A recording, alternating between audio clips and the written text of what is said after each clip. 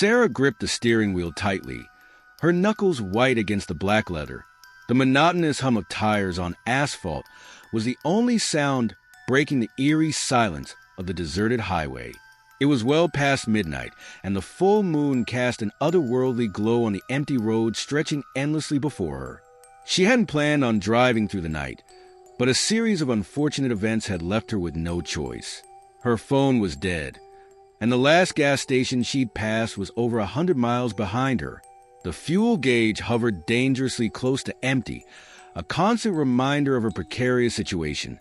As Sarah rounded a bend, her headlights illuminated a lone figure standing on the shoulder of the road. A young woman, probably in her early 20s, was hitchhiking. Her pale face and dark, lank hair made her look almost ghostly in the moonlight.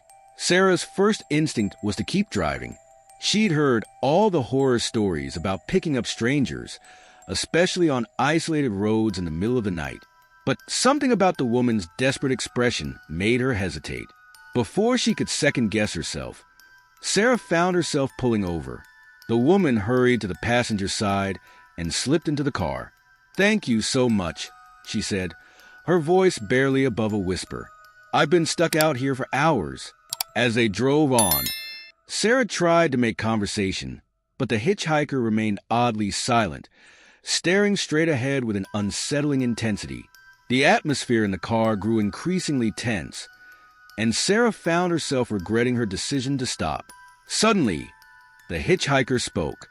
"Do you believe in ghosts?" she asked, her voice eerily calm. Sarah's blood ran cold. She glanced at her passenger, only to find the seat empty.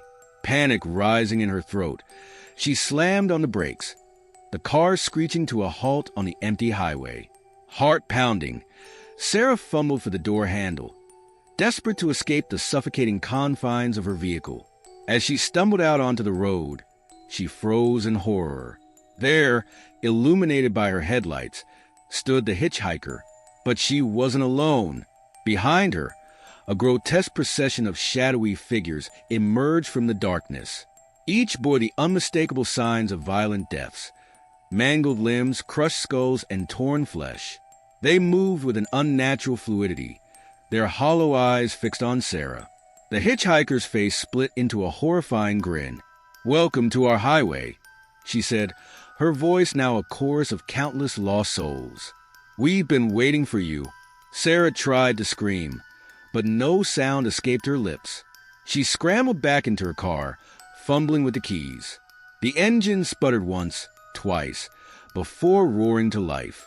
She slammed the accelerator, tires squealing as she sped away from the nightmarish scene. But as she drove, Sarah couldn't shake the feeling that she wasn't alone. In her rear-view mirror, she caught glimpses of pale faces and reaching hands, always just at the edge of her vision. The highway seemed to stretch on forever, each mile indistinguishable from the last. The radio crackled to life, playing static interspersed with fragments of distorted voices. Sarah's hand shook as she tried to turn it off, but the knob came off in her hand.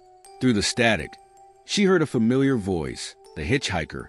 "You can't escape us, Sarah," the voice whispered. "This highway is our home. And now, it's yours too." The car began to slow down, despite Sarah's foot pressing the accelerator to the floor. The gauge showed plenty of fuel, but the engine sputtered and coughed. Panic overwhelmed her as the vehicle rolled to a stop in the middle of the road. Sarah sat frozen, watching in horror as fog began to creep across the highway, obscuring everything beyond a few feet. The temperature in the car plummeted, her breath visible in the suddenly frigid air. Ghostly figures materialized from the fog, surrounding her car.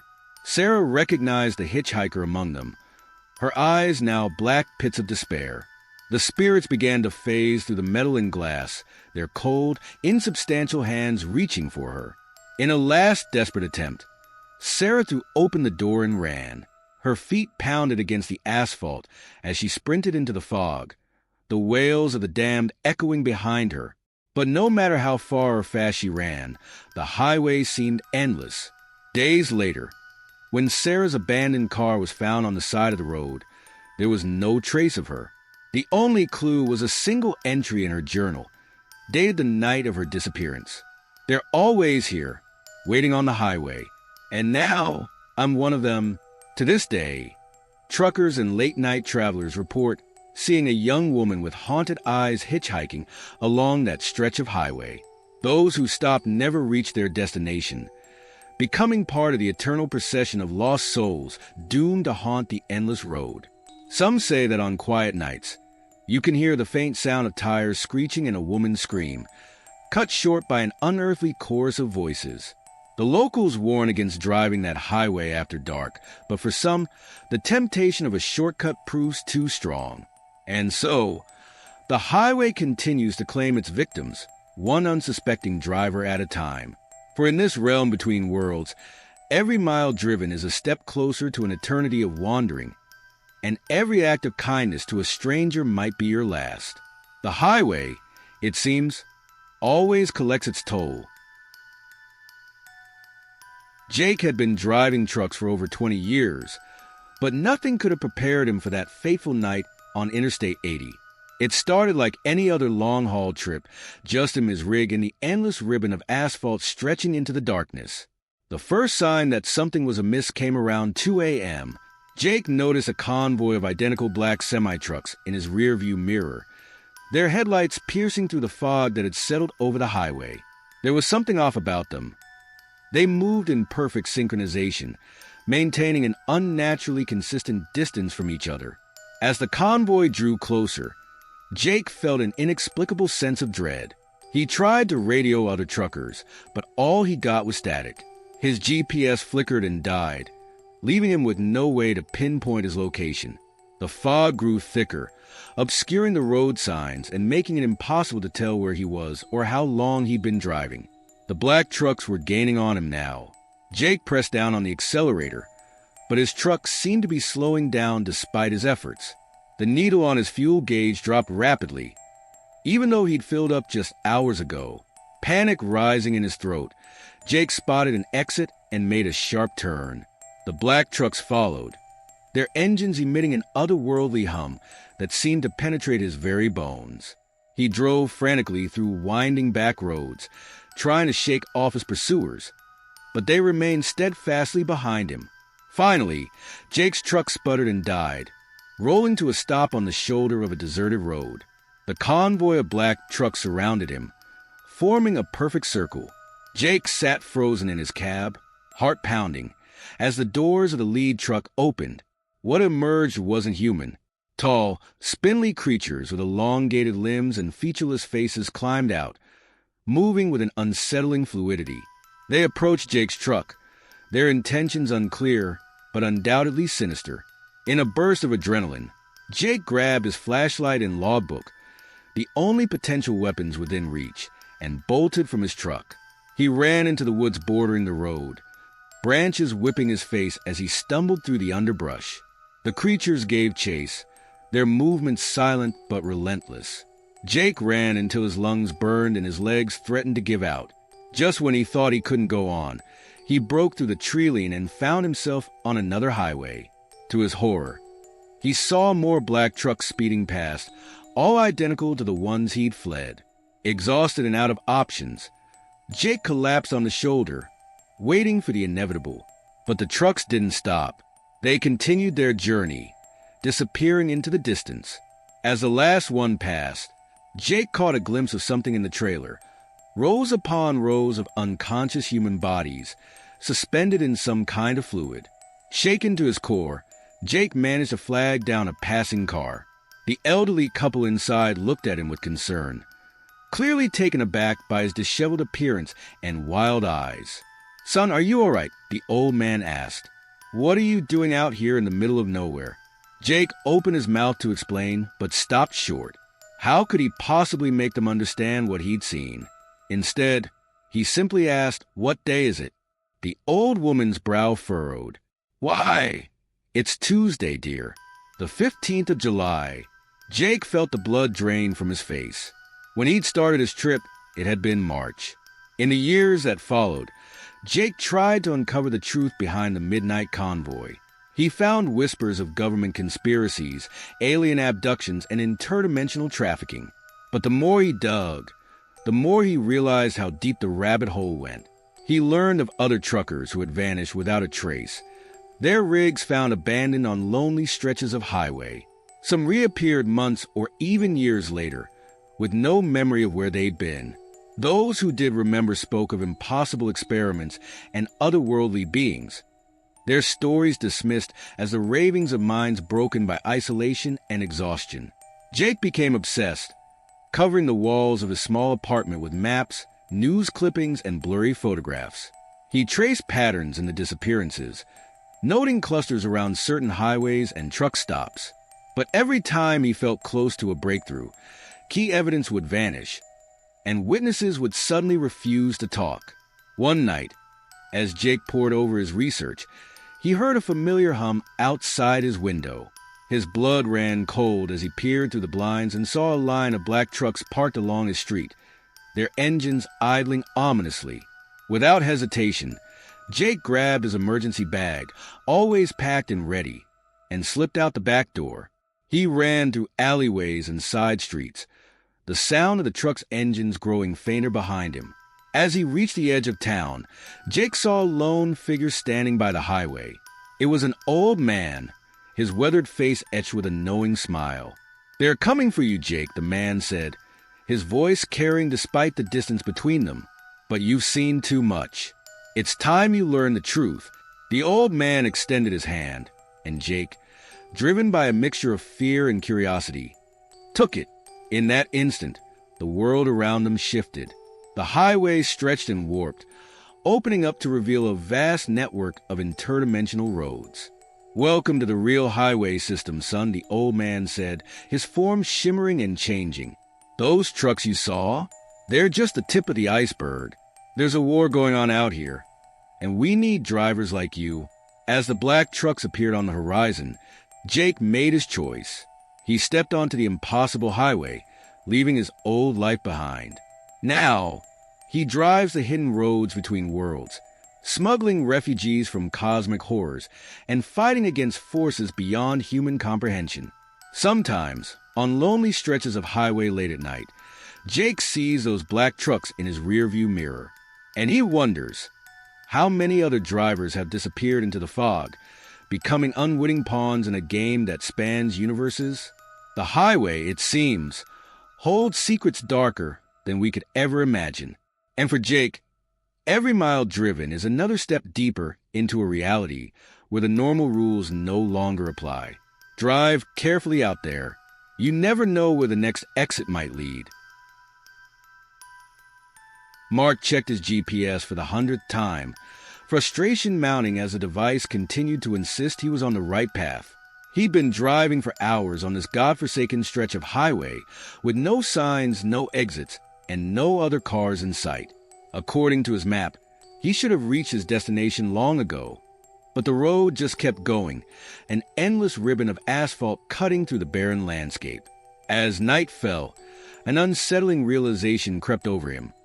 He hadn't seen a single-mile marker or road sign since turning onto this highway. The fuel gauge hadn't moved either, despite hours of continuous driving. It was as if the laws of physics had ceased to apply. Desperate for some sign of civilization, Mark pulled over and tried to call for help, but his phone showed no signal. The screen an eerie blank slate. Even the clock had stopped, frozen at 11:11 p.m. With no other options, Mark continued driving. The darkness outside his car seemed to press in, thick and oppressive. His headlights barely penetrated the gloom, illuminating only a few feet of road ahead. As the hours wore on, Mark's grip on reality began to slip. He could have sworn he saw impossible things in his peripheral vision.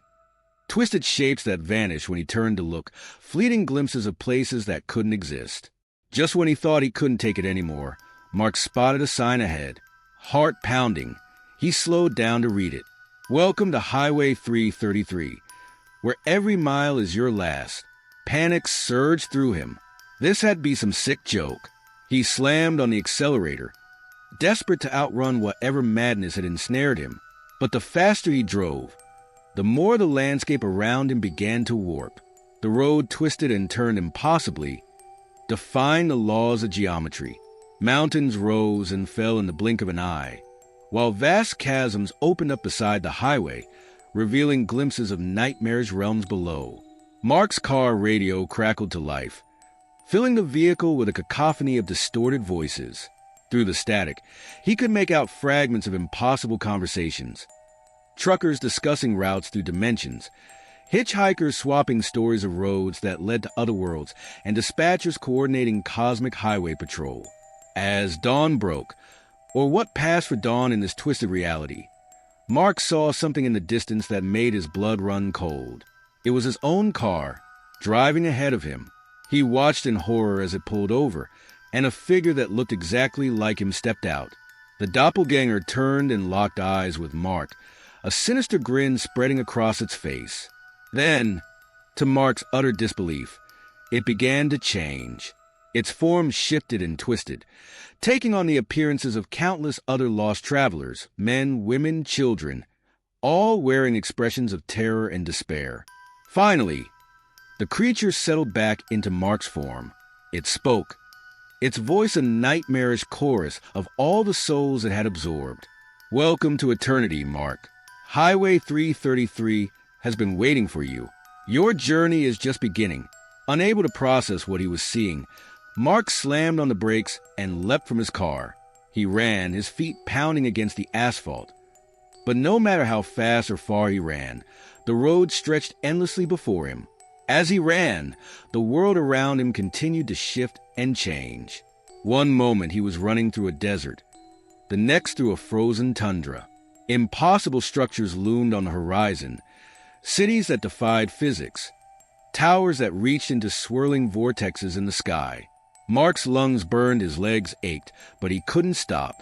He could feel the presence of the doppelganger behind him, always just out of sight but never far away. The voices from the radio now seemed to come from the air itself, a maddening chorus of lost souls and cosmic entities. Just when Mark thought he couldn't take another step, he saw a figure ahead, a woman standing by the side of the road, her hand outstretched. Hope surged through him as he sprinted towards her, reaching out to grasp her hand. But as their fingers touched, the woman's form rippled and changed.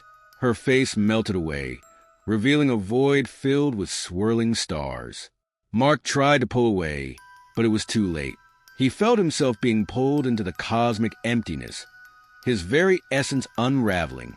In that moment of dissolution, Mark understood the true nature of Highway 333. It wasn't just a road. It was a living entity, a cosmic predator that fed on the souls of unsuspecting travelers. Each victim became a part of it. Their memories and experiences added to its ever-growing consciousness. Mark's individuality faded, merging with the countless others who had fallen prey to the highway. He became one with the road, his consciousness spread across every mile of asphalt. He was everywhere and nowhere, trapped in an eternal journey through realities he could barely comprehend. Now, Mark watches as new victims find their way onto Highway 333. He sees them struggle against the inevitable, just as he did. Sometimes, in moments of cruel mercy, he tries to warn them, appearing as signs, as radio messages, as fleeting apparitions. But it's always too late. The highway always claims its prey, days, weeks, or perhaps years later, for time had no meaning here. A young woman named Sarah turned onto an unmarked highway, looking for a shortcut. As she drove, she passed a shambling figure on the side of the road, a man with wild eyes and tattered clothes, his face a mask of eternal horror. For a moment, Sarah considered stopping to help, but something about the man's appearance sent a chill down her spine, and she drove on.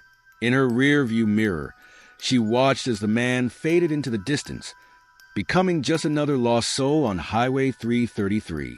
The road, hungry for new travelers, stretched out before her, and somewhere in the cosmic madness, a new Mark took form, ready to welcome the next unsuspecting driver to their never-ending journey. As Sarah drove deeper into the nightmare, the radio in her car crackled to life. Through the static, She heard a chorus of voices, all speaking in unison. "Welcome to Highway 333, Sarah.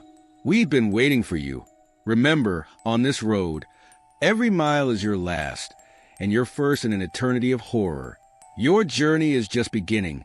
The highway shimmered, reality warping around Sarah's car. And so, another soul was added to the endless procession of the damned, forever driving on a road that never ends.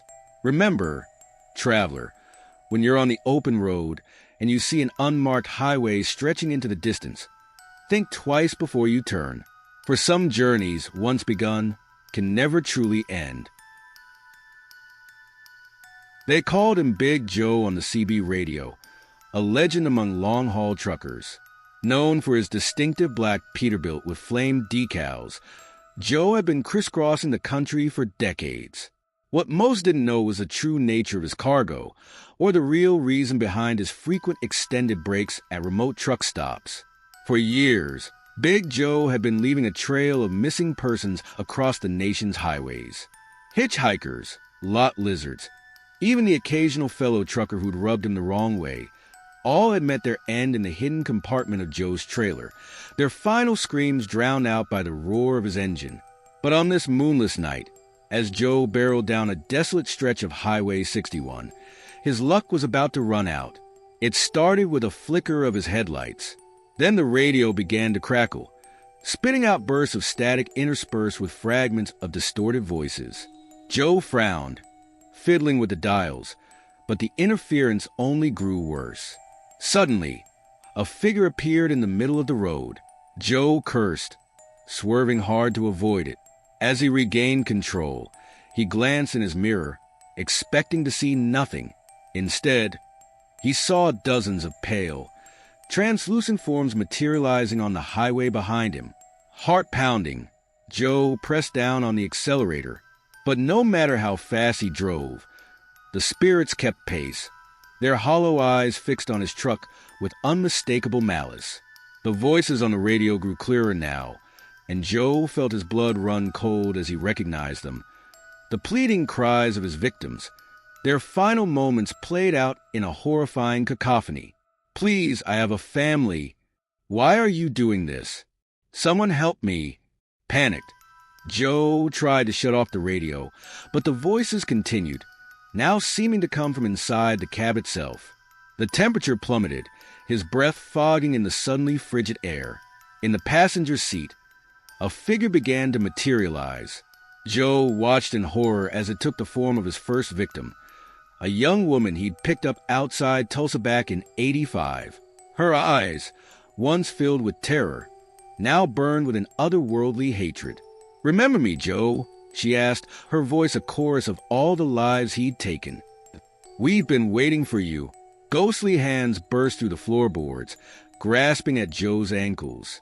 He screamed, losing control of the truck.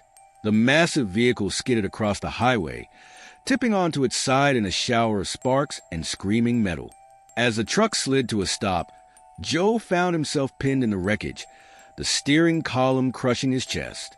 Through the shattered windshield, he saw the army of spirits approaching, their faces twisted with vengeful glee. They swarmed the truck, passing through metal and glass as if they were smoke. Cold, insubstantial hands grasped Joe, pulling him from the wreckage with impossible strength. "Please," Joe begged, terror overwhelming his usual bravado. "I'm sorry. I'll turn myself in. I'll do anything." But the spirits were deaf to his pleas.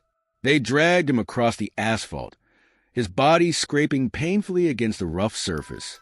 The ghostly procession moved towards the wreckage of his truck, the trailer door swinging open of its own accord. Inside, Joe saw a nightmare made real. The hidden compartment where he'd tortured and killed his victims had transformed.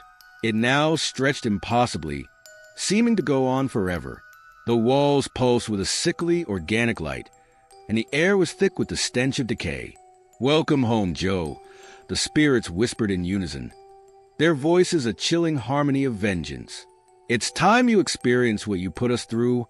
They threw him into the trailer, the door slamming shut behind him. Joe found himself trapped in a hellish dimension, surrounded by the spirits of those he'd murdered. Each one took turns subjecting him to the same horrors he'd inflicted upon them, their ethereal forms becoming solid enough to wield the very tools he'd used on his victims. Time lost all meaning in this realm of eternal torment. Joe endured countless cycles of agony, his mind fracturing under the weight of his victims' combined suffering. Between bouts of torture, the spirits forced him to relive his crimes from their perspective, making him feel every ounce of fear and pain he'd inflicted. Outside, on the lonely stretch of Highway 61, Joe's overturned truck slowly faded from view, leaving behind only skid marks and a lingering sense of dread. The authorities would find no trace of Big Joe, just another unsolved disappearance in a long list of highway mysteries. Weeks passed, and stories began to circulate among truckers about a ghostly black Peterbilt that appeared on desolate highways late at night. Those who claimed to have seen it spoke of a driver with a tortured expression, forever trapped behind the wheel. In the back, they said, you could sometimes hear screams. Some dismissed these tales as mere urban legends, the kind of stories truckers tell to keep themselves awake on long hauls. But for those who knew the truth about Big Joe, it was a chilling reminder that justice sometimes comes from beyond the grave. One night, a young trucker named Mike was driving down Highway 61, fighting to stay awake as he neared the end of a grueling cross-country trip. As he rounded a bend, his headlights illuminated a figure standing by the side of the road, a man with wild, desperate eyes. Against his better judgment, Mike pulled over. The man introduced himself as Joe and begged for a ride, claiming his truck had broken down miles back. Something about Joe's manner set Mike on edge, but he couldn't bring himself to leave the man stranded in the middle of nowhere. As they drove, Joe's behavior grew increasingly erratic. He muttered to himself, flinching at shadows only he could see. Mike's unease grew, his hand inching towards a knife he kept in the door pocket for protection. Suddenly, Joe let out a blood-curdling scream. Mike watched in horror as spectral hands emerged from the dashboard, grasping at Joe. The truck's interior grew icy cold, the radio crackling to life with a cacophony of agonized voices. "No, please, I'm sorry," Joe wailed as the ghostly hands dragged him towards the sleeper cab. Mike slammed on the brakes, but the truck didn't slow. Instead, the world outside the windows began to blur and warp. In a panic, Mike threw open the door and leaped from the still-moving vehicle. He hit the asphalt hard, rolling to a stop on the shoulder of the road. When he looked up, his truck was nowhere to be seen. Only the empty highway stretched out before him, silent and dark. Shaken to his core, Mike managed to flag down another trucker and report the incident. But as the days passed and he tried to explain what he'd seen, he found fewer and fewer people willing to believe him. The authorities dismissed his story as the hallucination of an exhausted driver, and even his fellow truckers began to avoid him. But Mike knew what he'd seen, and on quiet nights, when the fog rolls in and the moon is hidden, he swears he can hear the distant rumble of a truck engine, accompanied by the agonized screams of a damned soul. The highways of America held many secrets, and now they harbored one more, an eternal prison for a serial killer, forced to relive his crimes for all eternity. And on quiet nights, if you listen closely, you might hear the phantom sound of a truck horn, warning all that karma eventually catches up, even on the endless roads of the damned. So the next time you're driving down a lonely highway in the dead of night, and you see a black Peterbilt with flame decals approaching in your rearview mirror, don't slow down. Don't offer a ride to any stranded truckers. Just keep driving, and pray that Big Joe's eternal punishment doesn't spill over into your world. For on the haunted highways of America, some legends are best left in the rearview mirror, and some rides truly do last forever.